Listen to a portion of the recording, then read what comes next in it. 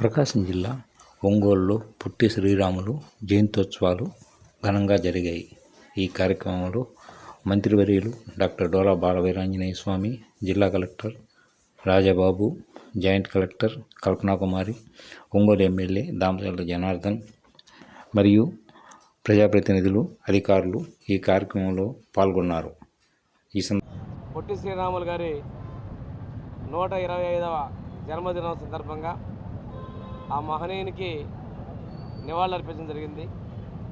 మనకి ఎప్పటి నుంచో ఉన్నటువంటి ఈ విగ్రహానికి ఈరోజు కలెక్టర్ గారు, అదేవిధంగా ఒంగోలు ఎమ్మెల్యే జనార్దన్ గారు, మిగిలిన ప్రముఖులందరితో కలిపి ఈరోజు నివాళులు అర్పించాం.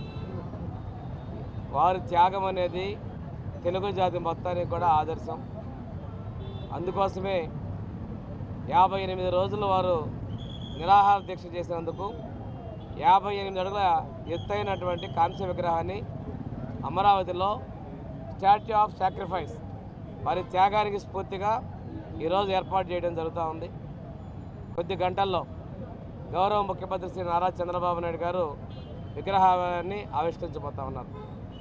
వీరి త్యాగం ఫలితంగా ప్రత్యేకమైనటువంటి తెలుగు రాష్ట్రం ఆంధ్రప్రదేశ్ రాష్ట్రం ఏర్పాటైంది. దీంతోపాటు భాషా ప్రయుక్త రాష్ట్రాలకి ఏర్పడిన మొదటి రాష్ట్రం ఆంధ్రప్రదేశ్, తర్వాత కర్ణాటక, కేరళ ఇలాంటి మిగతా రాష్ట్రాలు కూడా ఏర్పడినాయంటే వారి త్యాగాన్ని వెలకట్టలేనిది. అందుకే వారి త్యాగాన్ని మనం కొనియాడుకుంటూ ముందుకు వెళ్తా ఉన్నాం.